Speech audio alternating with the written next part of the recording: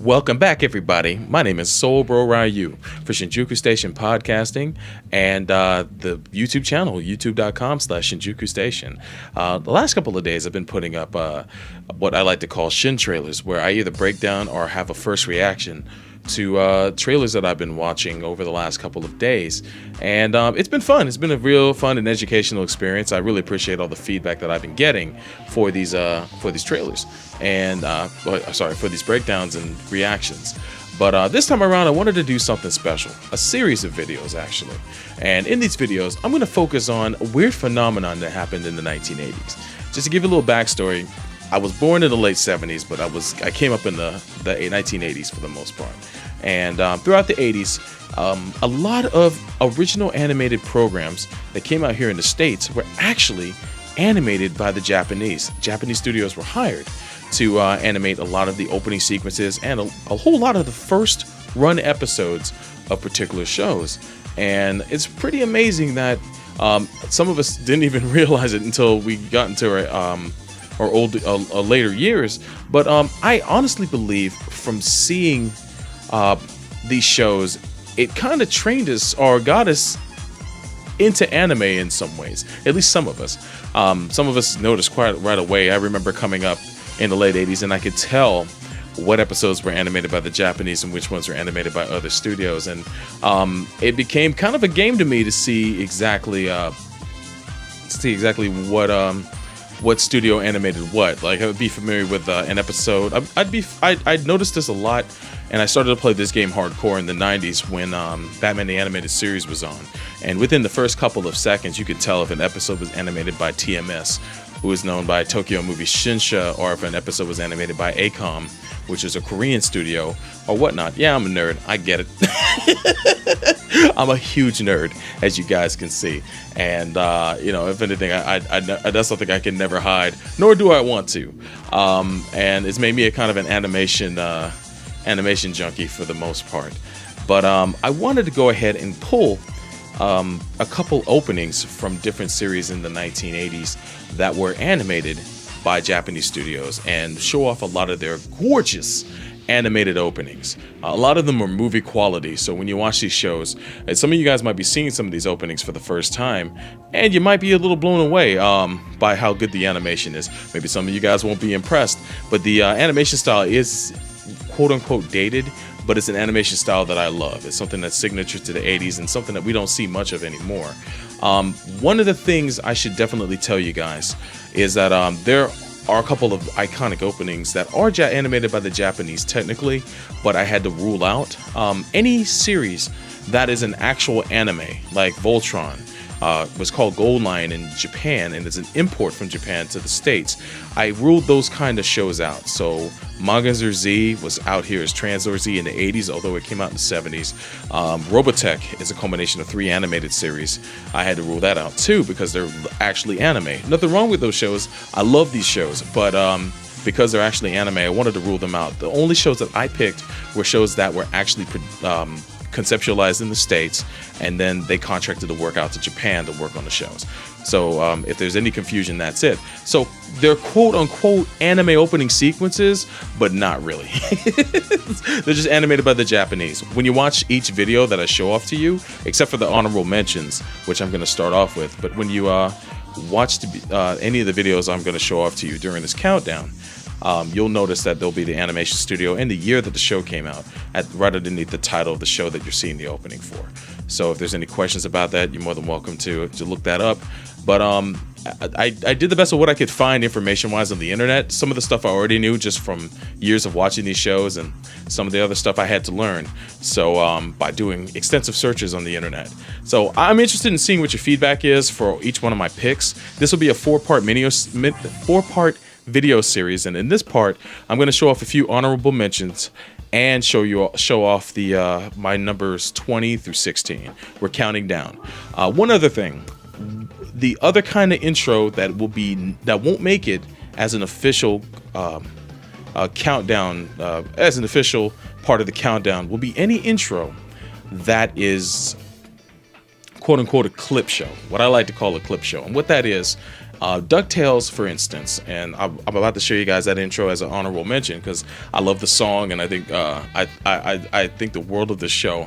The beginning episodes of the show were animated by the Japanese, but the intro has a couple original scenes for the intro, but a lot of clip scenes from the miniseries and episodes earlier on in the run. So because of that, I had to discount it. The same thing goes for Rescue Rangers and for the Gummy Bears. So if anything, that's those. If you're wondering why they're not a part of the countdown, that's the reason why. Also, to give you guys a heads up, my number 2 is a bit of a cheat.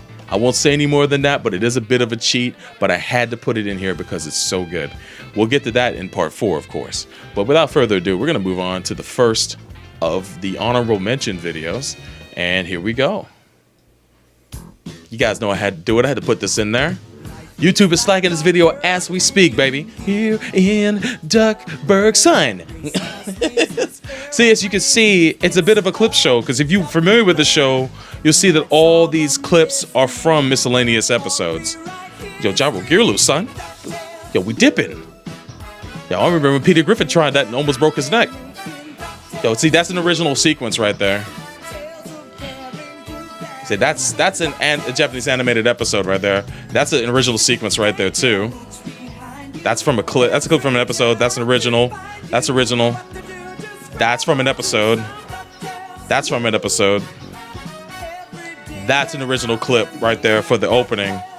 See how like they put a few original parts in there, but mostly it's made up of scenes from episodes, man. Hate to say it, but it's quite all right. No DuckTales. Woo! What? All that money. Yo, Scrooge, let me get a buck. He would say no. Now, Gummy Bears, I don't even know if this has any original scenes in it. It might towards the end. That might be original. I don't remember this like the fine details of episodes for this show. Yo, taking a dip. Yo, tough. Yo, they hiding that gummy berry juice, man. That shit must be delicious. Why did they market that stuff? Why don't you taste like cranberry juice? I want my money back if that's the case. Yo, he's hamming it up. Yo, Calvin. Yeah, this for the honorable mentions. These are all going to be Disney shows. We got one more before we get into the countdown, by the way. Whatever they do, your son is getting a beating. That's probably original right there for the opening right there. Oh, look at this guy, Cubby, swinging it in. I still remember the names. It's crazy. Yeah, that's original right there for the opening too. Now this is all original, and this almost made my countdown. The opening to the Wuzzles. This show came out in 1985. The same year as Gummy Bears, if I recall. Maybe it came out in 84.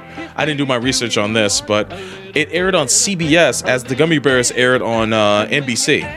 And DuckTales was on syndication, so they all aired on different networks, to so to speak. But this opening is completely original, and I think it's pretty well done, man. TMS did the lion's share of work on this show, and I'm sure they did their opening as well.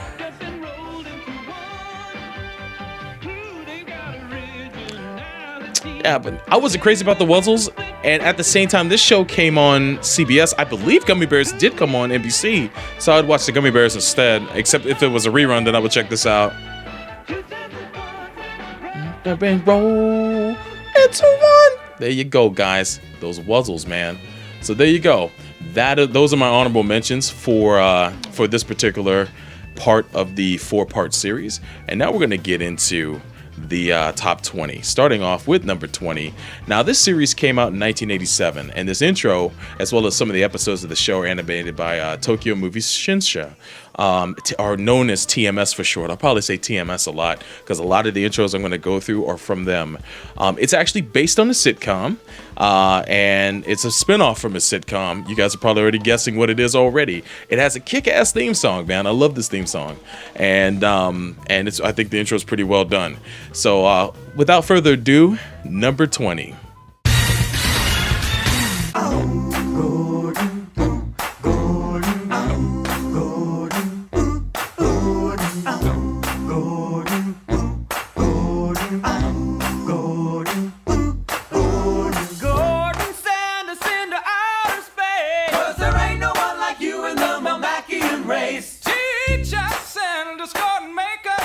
switch. You're the only one that can scratch our ears.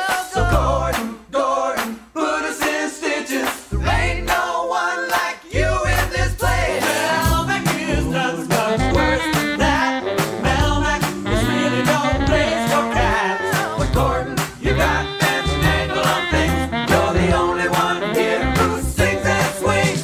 Gordon, send us into outer space. 'Cause there ain't no one like you in the Melmacian race. Teach us, send us, Gordon, make us twitch. You're the only one that can scratch our ears. 'Cause Gordon, put us in stitches. There ain't no one like you in this place. Hey Gordon, come on, make us dance. No more tabby paw pie for me before bedtime. I kill me. You know I had to do it, man. Alf. Actually, I honestly think that this animated series is better than the sitcom itself. Just to watch this, it's too ridiculous. Because you always heard about Melmac, and you wanted to see the story of what led up to him leaving. You never did get the sob story about the planet blowing up, except for in the actual sitcom. But the fact that they have cats singing this opening is ridiculous. But this song kicks ass. You're the only one that can slap our wrist. What? Yo, man, got the sax popping. Yo, Paul Fusco, man. Although I've heard some non-flattering things about that guy. But I hear talk that Alf might be coming back as a movie or another series or something like that. I guess I'll believe that when I see it. But you can tell how nicely this opening is animated, man. They didn't joke around with this. And of course, this is animated by Tokyo Movie Shinsha, who is going to be doing the lion's work at a lot of these openings that we're going to be going through. Show is generally funny too. I've watched it recently, and just to let you guys know, it's on DVD, but it's on DVD. It's on DVD now, but it was on Hulu, but no longer currently available. No more tabby paw pie for me Before bedtime. This guy. But it's currently on DVD. You can find it. I don't know if it's out of print or not, but you can check that out on Amazon.com. There's no digital versions that I know of that you can get off of Amazon or off of iTunes as of yet. The sitcom you can find all over Hulu. The sitcom itself is there. And the Alf Tales, which is the spin-off of the Alf the Animated Series, they made a kind of a not so funny spin-off based on modernizing fairy tales. But with that cast from Alf on as a kind of a follow-up or spin-off to the show. I guess they needed to change the formula a little bit because the ratings weren't that great. And they moved it when the show switched from Alf the Animated Series to Alf Tales. It moved to like some ungodly early part of the morning. I remember it came on at 8 in the morning. It was the first thing on NBC. So that's never a good sign when they put your cartoon that early in the morning. People can't see that shit, and it's doomed. It's doomed for failure, man. It's well on its way out the door. So but the Alf the Animated Series, I remember when it premiered, it was kind of like towards the end of that Saturday morning lineup in 1987. The show ran for 26 episodes. I thought it was a solid show.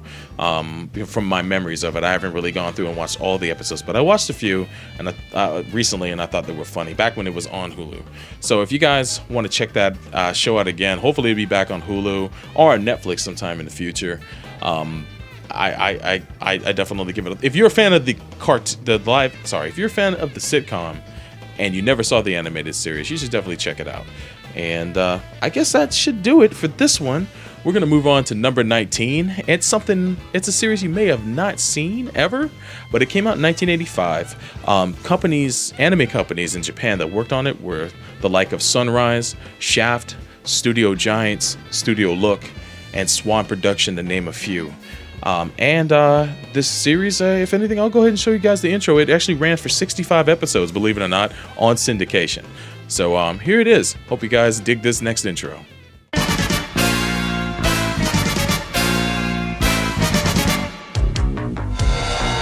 Thundering across the stars to save the universe from the monster minds. Jace searches for his father to unite the magic root and lead his Lightning League to victory over the changing form of Sawboss. Wheeled warriors explode into battle.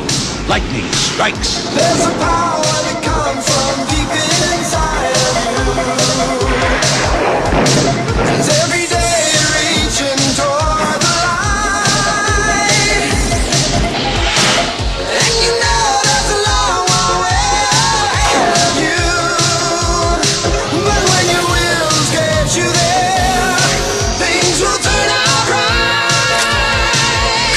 Just keep on turning, don't stop rolling. The fire is on. Real warrior, battlegrounds burning, our wheels moving. Real warrior, come take a chance, keep on turning, don't stop rolling. The fire is on. Real warrior, battlegrounds burning, our wheels moving. Real warrior, real warrior.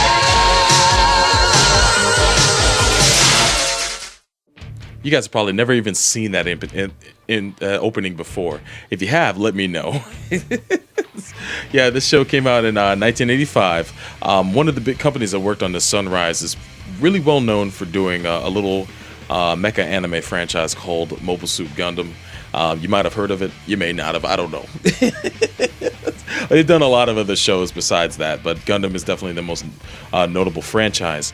You also the series Jason the Wheeled Warriors is also based on the classic tale of Jason and the Argonauts.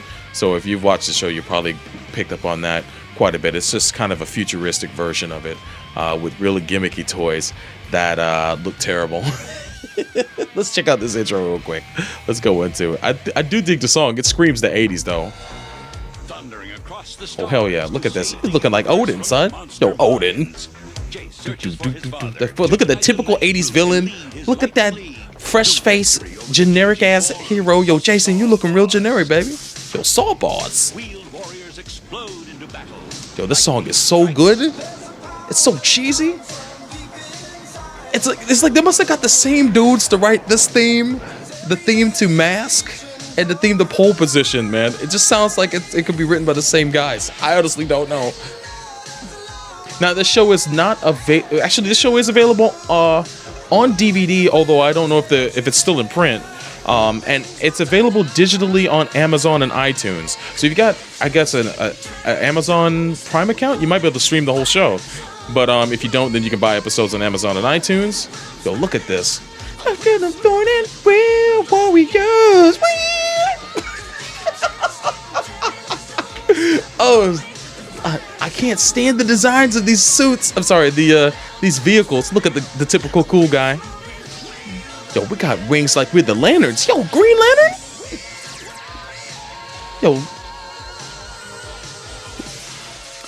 Yo, low dollar Green Lantern right here. Discount Green Lantern. There we go. But yeah, that's Jason the Wheeled Warriors. It tickles me pink every time I see that intro. The funny thing is actually the first volume, which I guess was a culmination of episodes, not in any kind of particular order, except for the first couple episodes were in order, was available a couple years ago on Netflix for a short period. My friend Shoji Romero actually clued me in on that, and he told me, "Hey man, Jason the Wheeled Warriors on Netflix. How long has it been since we've seen that?" And I could barely remember the show, but I turned it on and I remember the goofy looking vehicles. I never had those toys. When I saw the commercials for them, they really didn't appeal to me all that much, because there were other big toys of the day like Star Wars, Transformers, G.I. Joe, Voltron. I was into the mecha even way back then. Robotech stuff, or aka Macross toys that Matchbox sold as well. So that had my full attention. And Jason the Wheeled Warriors seemed to me like just another toy series that was trying to aim for the Masters of the Universe market, which really didn't get my goat even back then. So as much as Masters of the Universe was a decent show, I guess for kids to watch, it wasn't really my thing. It really wasn't. Like He-Man, my mother enjoyed that show more than I did, and I'm afraid to ask why. My attention was elsewhere. But yeah, Jason the Wheeled Warriors, again, it's available on DVD. I don't know if the entire series is, but you can check out the whole show on Amazon or purchase it off of iTunes.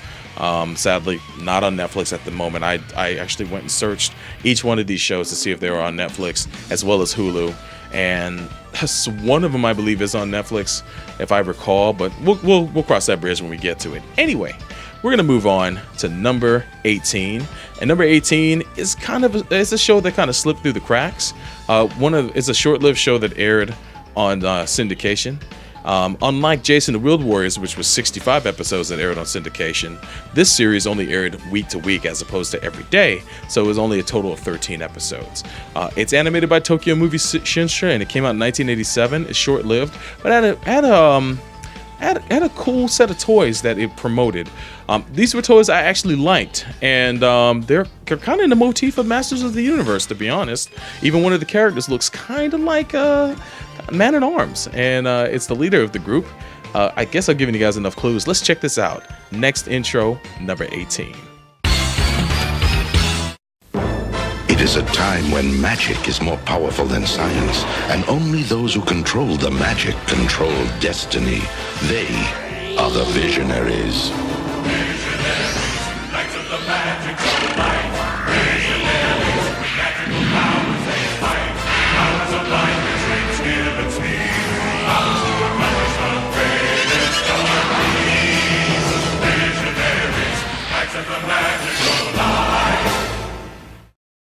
And we're back. Yo, those Knights of the Magical Light, man. I don't know if a lot of you guys out there, and I'm imagining a good deal of the people watching this video probably grew up with these toys and probably even saw this series. The toys for these were actually pretty cool. They had holographic chess pieces, which was supposed to represent their animal that they would change into, and like the animal that they would change into would leap out of their chest, and then their whole body would like just disappear because they would become that spirit animal. They also carried these staffs that were imbued with magical protectors that would come out to protect them too and to assist in battle. I think it was a cool show. If anything, the premise I think was short-lived anyway. But it was kind of a modernized telling of the Knights of the Round Table. Let's check it out, man. Let's see this opening real quick. It's a short one, though. It aired as part of an animation block that came on Sundays where I lived on syndication.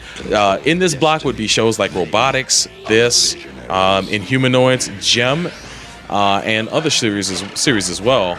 And I remember that this series would come first, and Gem would be sandwiched in between, and then we would get Inhumanoids afterwards. And it was a crazy block, man. Knights of Magical Light, man, produced by old Sunbow. Sunbow was a animation producer that worked closely with Marvel at the time. They helped to produce shows like Transformers, G.I. Joe, and this whole block that came on Sundays. I can't even remember what it was called, but it was a syndication block that they pretty much had a handle on. And it was pretty much there to advertise Hasbro toys. And I couldn't help but get sucked in. The intro is pretty good, man. Let me look at this again, because although it's short, it's very well animated. Let's take a step back. Yo, look at Merlin with the blow-ups. Yeah, Merlin pretty much got fed up with technology, so he killed technology around the world, and now brought back the reliance on magic. So magic now helps to fuel technology, and hopefully will help man to not be foolish with it. Yo, the vehicles were cool though. Look at Arthur. God. Yo, look how good this animation is in this intro, man. Just the design, man. God, they put in some work back in the day, man. Beautiful stuff. So yeah, that's Visionaries, man. There's no legit version that you can watch of this. Not that I know of. There are bootleg DVDs, so beware. If you go on Amazon and look for DVDs for this, you will fall into the trap of the bootleg DVDs. Read the reviews, especially if you go and look for this. That doesn't mean it won't come out eventually on DVD. It actually may never, because honestly, how much money they're going to make off of the release of this? They'd be better off just making it available for streaming on like Netflix or something as some acquisition that they've made. And that I kind of wish that Sunbow would do that. They would go ahead and they would say, yeah, we got a bunch of shows in our back catalog. Why don't we make it available on Hulu or Netflix? We don't have to release it on DVD. People can check that out. If there's a ton of views and there's an outcry for us to release this on Blu-ray or DVD or make it digitally available, then maybe we can do something about it. But they don't have to print anything. All they have to do is to just remaster them somewhat slightly. It doesn't have to even be perfect. Just make it presentable so that we can watch it. We can watch a version of the show that's not based on somebody's videotape. That's all I'm asking. But this series did run for 13 episodes. It aired in 1987 for Tokyo Movies Shinsha, and you can currently see it through certain methods, and of course on YouTube.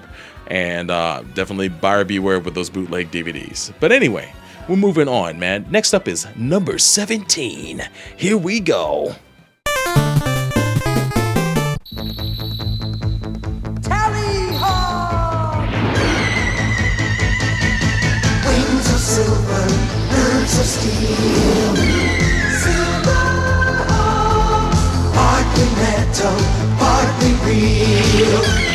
Silver soaring through the highway of the heavens in their flight. Silver hawks, a rainbow in the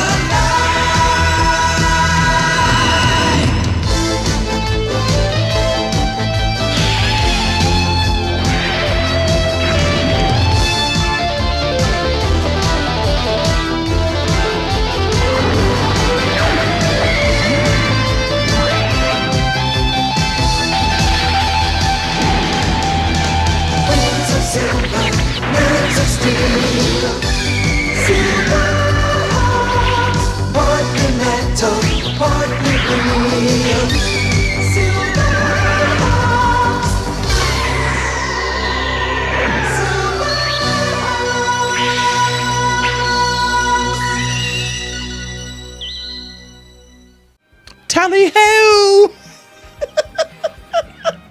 Yo, those Silverhawks, man. Yeah, this show, this series aired in 1986, and it's one of 3 series that we're gonna definitely touch upon throughout this countdown that have something in common. LJN was a toy company that I guess recently went out of business. Maybe I think they became Jakks Pacific, and then eventually Jakks Pacific. I think they're still in business, honestly. But yeah, LJN used to make really crappy video games, and like the toys were okay as far as I was concerned. I didn't really collect a lot of their toys, but some of their big sellers were, of course, the Thundercats, and then you had the Silverhawks, which is the kind of companion series, the not as popular cousin series to Thundercats. There was also one that was less popular, and that was Tiger Sharks, and we'll actually come across that somewhere in one of these videos. But I call it the Rankin Bass, because that was the company that produced the shows, the Rankin Bass Land, Sea, and Air trilogy. And Land to me was the Thundercats. Sea, of course, was the Tiger Sharks. Air was of course the Silverhawks that we just watched the intro. So intro 2. Let's go ahead and pull that up real quick. It's an amazing intro, though. It's expertly animated. Now, I'm not sure what Pacific Animation Corporation has done outside these shows, but they definitely worked their ass off. I suspect that company was actually just a combination of a lot of anime studios in Japan that just came together to work on this. I've heard a lot of talk that Sunrise worked a lot on Thundercats as well as these other shows, so don't know if that's completely confirmed, but just in conversations I've been in from people that are in the know, they said that Sunrise had a lot to do with shows like this. Yo, this guy's going in, man. How are they flying in space with no protection for their raw skin? Like, they got like bionic parts and they cover their face so that they can have some kind of breathing apparatus. But man, this is a dope ass animation scene right here. Look at this guy flexing. Yo, man, we got tentacles, man. Yo, this guy belongs in hentai. Yo, we got minotaurs and shit. Yo, space. Yo, this show's heavy metal. Silverhawks. We got them hoopties. Of course, we got the mute kid. Look, this guy, goddamn, the way they animate that dude is ridiculous. God, they put in work back in the day. Look at the shine on those guys, man. The turtle wax in full effect. Goodness, good stuff. So yeah, the Silverhawks, man. I didn't really get to see much of it because where I lived in Key West, I lived in Key West during 1985 to 1989, and it's a weird situation. I've told this story of woe many a time on the podcast that I'm on. It's a mecha anime podcast called Gundam at MAHQ. You can find it on iTunes if you search for Gundam. I'm one of the co-hosts. I've told this story many a time in relation to the quagmire I was in on seeing Robotech, but there's a lot of animated series I didn't get to see in the late 80s because I lived in Key West, and although we had all the major networks and we had a lot of cable channels, the biggest thing is that we only had one syndication station, and for all the cartoons that were hot at the time, a lot of them were on syndication. The problem is that we got one syndication channel from Miami, and that one channel only had my apologies, that one channel only had so many of those cartoons because there was more cartoons than they could fit in their afternoon blocks or their morning blocks. So because of that, I didn't get to see half the cartoons that were out there. We got Thundercats that aired on the affiliate that we had. I'm trying to remember what it was, but it was from Miami. There were other stations though that we were too far away to get through the airwaves. So, through an antenna. I know some people watching this saying, what the fuck is an antenna? Well, we used to have these things that we had to catch the sound. We had to catch a television signal through these metal rods that came out of TVs. I'm old mansplaining. Let me shut up. But yeah, because of that, we only had one syndication channel, and I'm curious if anybody lived in Key West at that time, you might know my pain. And the only way we got that channel was through our cable provider, which was Cox Cable at the time. So because of that, I didn't get to see Silverhawks except for when we left Key West to go visit our friends in Miami. We had a couple friends that lived up there, and sometimes we'd take trips going over the 7 Mile Bridge and whatnot to go see them. So I would catch Silverhawks or some odd cartoon I'd never seen but heard tons about and seen people collect the toys for. So, which I find funny because they would market these toys to an island that had no access to the animated series, which was supposed to advertise them. But yeah, that was one of the shows I couldn't see on a regular basis. So I never really formed that connection to Silverhawks like other people did. Thundercats, yeah, I watched that show pretty on the regular when it wasn't up against Transformers or G.I. Joe or some other show. And I thought it was very well animated. It's rerun since on outlets like Toonami, and I can't even imagine where else. But as for its availability right now, it's on DVD and is digitally available on Amazon and iTunes. So if you really want to watch Silverhawks or relive your childhood, you're more than welcome to do it there. I hope you guys, to be honest with you, a lot of these shows I'm going to say, well, I wouldn't say a lot, but a good deal of these shows I'm going to run down are actually available for streaming on Amazon if you have Amazon Prime. So I hope a lot of you guys do, and if so, definitely jump on that. All right, without further ado, we're going to go into the last count on this countdown here, and it's number 16. This series came out in 1984. It was produced by Ashi Productions, which did a lot of series back then, a lot of mecha series as well. This is one of 2 shows from Ashi Productions we'll be covering in the whole countdown to 20. And Ashi Productions now is called Production Reed. I don't know if they're still in business, but they did change their name to Production Reed, R-E-E-D. So if you guys are familiar with that, as opposed to Ashi Production, then I said Ashi, A-S-H-I. Hopefully I'm saying that right. I'm probably not. But yeah, if you're familiar with Production Reed, then if you might be able to let me know if they're still in business or not. And let's get on with it. Number 16.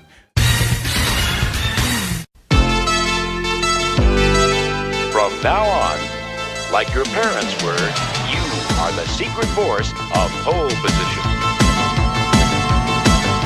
They're moving real fast, they're the only ones who can get there on time. Okay, sis. And never too far behind, they're always fighting crime. Stop time, Dad. Ready when you are, Rhodey. In the danger zone. Pretty soon they'll be off on a mission. Hydrofoil mode, Rhodey. Hydrofoil engaged, Dan. What's behind Wheels, hovercraft, quick! What's behind this control? Only there are the knows. Just sit back and watch them go. Help, help, help, help, help. ayo, ayo, ayo, ayo. I gotta thank Shoji again for reminding me of this one, man. The pole position, guys. Yes, based on the video game from Namco. That's I know it blows your mind that there was a cartoon based on a video game back then. I know it's mad original. Actually, I'm lying. There was a lot of cartoons based on video games back then, but this one was one of the better looking ones. And yeah, I like the catchy intro. I like the way it was the way it looked and how slick it was. As for it being on DVD, Blu-ray, digital, or streaming, it was released on DVD. I think the entire series. I think you can actually get it for a song on Amazon, but it's no longer in print. And at one time, if I recall, it was available for viewing on Hulu. A lot of these shows were. I don't know what the hell happened, but anyway, let's get into this opening real quick. Let's see this. Now, this series used to actually rerun on USA, the American cable network USA, and it would air as part of the Saturday or the Sunday Morning Express or something like that. The Cartoon Express, that's what they called it. They used to have some oddball shows on there, boy. They used to have that at Starcom and some other series like this from the 80s, man. This guy looks like Ken from Mad Men. Look at him. It's like, if you're familiar with this dude's face, if you ever played LA Noire, he looks like an anime version of old Ken from Mad Men. You know, without the eye patch, though. Position. Watch me break some eardrums. What is that animal? Is that a koala or something? I don't even know. A meerkat? What the fuck is that? That dude looks just like Ken. I can't get it out of my brain. Ayo, ayo, ayo, ayo. Beautiful. But yeah, that's Pole Position, based upon the video game, but resembling none of it. You look at that shit, it's like, whoa, you drove like an F1 car, and you drove on Suzuka or some other Japanese racetrack, man. Like, that's all you did in Pole Position, man. But apparently these guys had speed racer type adventures, and they wanted to slap the Pole Position name on the show like it wasn't shit. So you got me. I remember the show airing on CBS though initially, and I catch it every once in a while, but it was up against something else that I did want to watch. Can't remember what it was, so I barely get to see the show, but I caught it a few times. That's the wonder about Saturday morning. You had to pick and choose your battles. And that was the funny thing. Sometimes you had to miss cool shows that came on because other cool shows were airing on other networks. So there was no age of the DVR unless you had access to multiple televisions, which most kids didn't back in the 80s unless you were loaded, and access to multiple VCRs, which in 1984, when this show came on, I didn't know how to operate a VCR at all. We had a Betamax. My dad chose poorly. He didn't even let any of us near the Betamax. He was the only one certified to run it. It wasn't until a year later in 1985 I learned how to run a VCR, and that was out of pure necessity because I needed to record a cartoon that was going to air on Disney Channel. I can't remember what it was, but yeah, Pole Position ran for 13 episodes. Very short-lived, sadly, and I hope you guys, if you ever come across it, man, it's an oddity. But I can't say it's a terrible show. It's a product of its age. It's not the best show ever made, but I do find the intro pretty cool, pretty well animated. I like the sleekness of it, the design of it, and I even like the cars, the way they look. But that's it for this top 20. This part 1 of 4 of the top 20 1980 cartoons featuring anime opening sequences. If you have a minute, I'd be honored if you take that time to rate, comment, and subscribe rate and comment this video and subscribe to the channel. I'm just trying to find my niche here and just to see how it is. I'm doing these for fun for the most part. I honestly don't think I'll get many viewers from something as obscure as this, but if you know someone who grew up in the 80s and they have their idea of what the top 20 types of cartoon openings that are animated by Japanese studios, what they should be, get them to come to this video. Get them to put down their own 2 cents about that. I'm interested in seeing what you guys have to say about this and what what reactions you had to my picks. If you were new to seeing these videos, I'm interested in seeing what your reactions are to how crazy these openings were, or how oddball you might find them, or if you might find them appealing enough to check the show out on when you have some free time. So If anything, thank you again for watching this special video for Shin Trailers. My name is Bro Ryu. You can follow me on Twitter at Bro Ryu, and also follow Shin Station on Twitter at Shin Station. And thanks again for watching. We'll see you in part 2, gang. Peace.